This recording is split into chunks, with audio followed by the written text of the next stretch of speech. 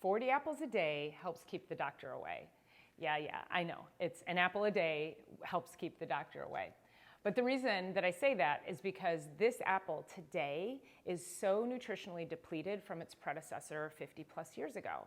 And the problem there, and the reason why, is because of our soils. And our soils are so stripped and depleted of all the nutrients they need. And what happens is these plants are supposed to take up all the nutrients in the soil to put it into the fruit. And it just doesn't have it there to give.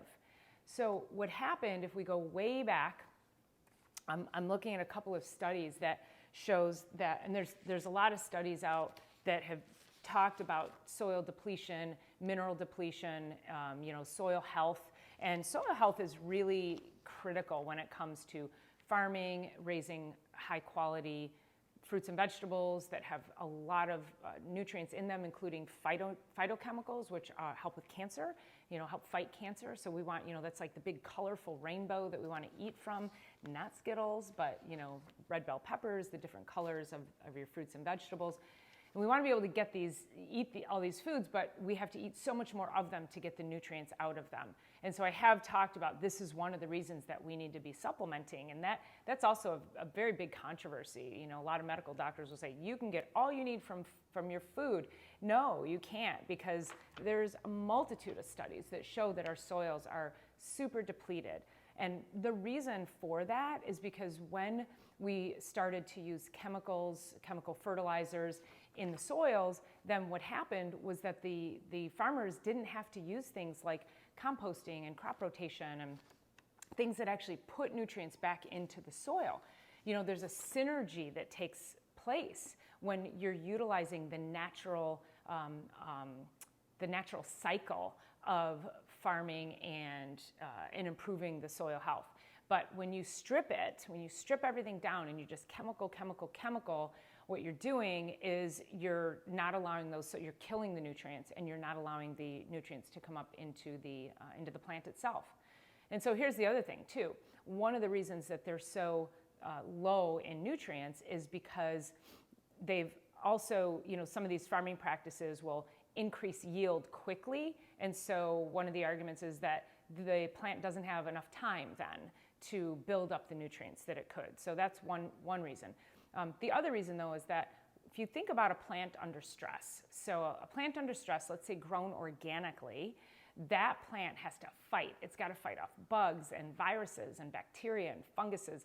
It's got to fight off these things. And the more it fights, the more stress it's under, the more it builds these phytonutrients and these plant chemicals that allow it to fight off the things that are trying to kill it. So the plant becomes stronger in a sense, and it builds nutrients within it. The problem when a plant has been sprayed and it doesn't have to fight anything off, there's this outside forces just saying we're just going to kill everything around it and all you have to do is grow.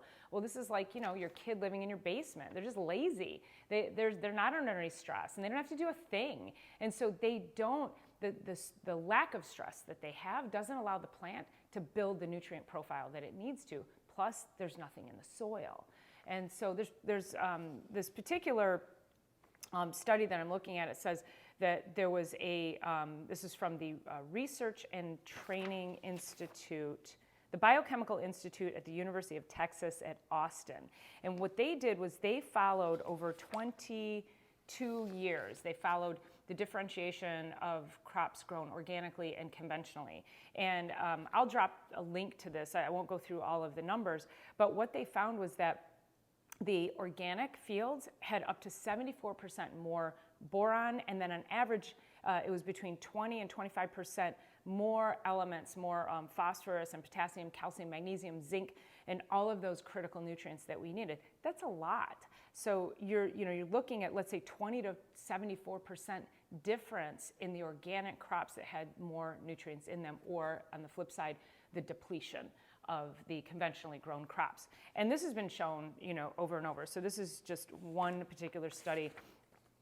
There's another study in this article that she's a British researcher in the 1990s, and she took data from the British government from the 1930s to the 1980s on the mineral content of 20 raw fruits. And what she had found was that the levels of calcium, magnesium, copper, and sodium in the vegetables and magnesium, iron, copper, and potassium in fruit had dropped significantly. And she goes on to say how much, but also that part of this period that she had looked at these things in this 50-year period was that this was the onset of, agricultural fertilizers and farmers at that point didn't have to use, cover crops and composting and rotate and all of the things that would help their soil health. So really important to look at your soils, the quality content of your food. I also encourage you, I know a lot of this gets confusing, and as much as I would love to see everybody eating organically,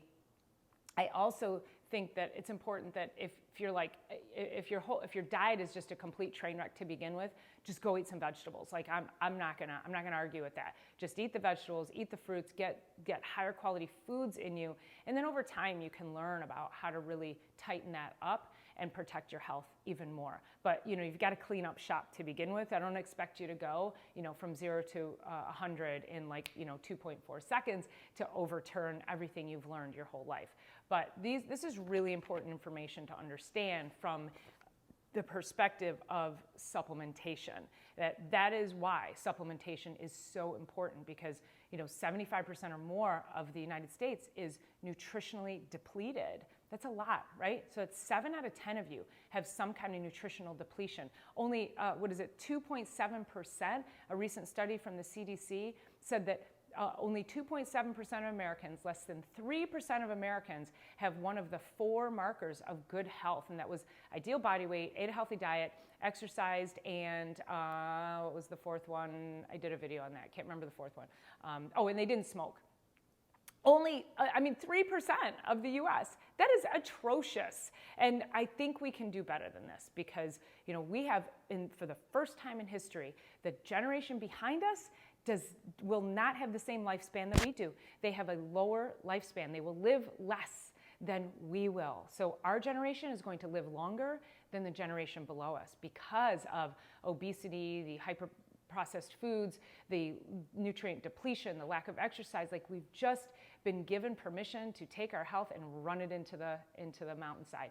So I'm here to encourage you to let's do something better for yourselves, for your family, but you definitely need to be supplementing, eating fresh fruits and vegetables anyway, because we're not going to out-supplement a poor diet, and then we can talk about how to fine-tune things for you, get the chemicals out of your life. All right, I hope that was helpful. As always, please subscribe, and I sure appreciate you being here. We'll see you on the next one.